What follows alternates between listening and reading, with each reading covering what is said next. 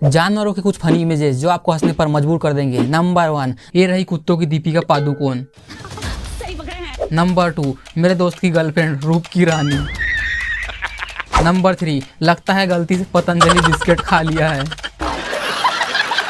Number 4, ये रहे पहले के बंदर और ये रहे आज के बंदर। ये सब क्या देखना पड़ रहा है? अच्छा है मैं अंधा हूँ। नंबर 5, जब आप गलती से फ्रंट कैमरा खोल देते हो तब कुछ इसी प्रकार की फोटो आ जाती है। नंबर 6, जब लड़कियां स्कूल में होती है और जब लड़कियां ट्यूशन में होती है। नंबर 7, ये भाई कैसे हो, अंदर तो आओ, कुछ बात करनी है।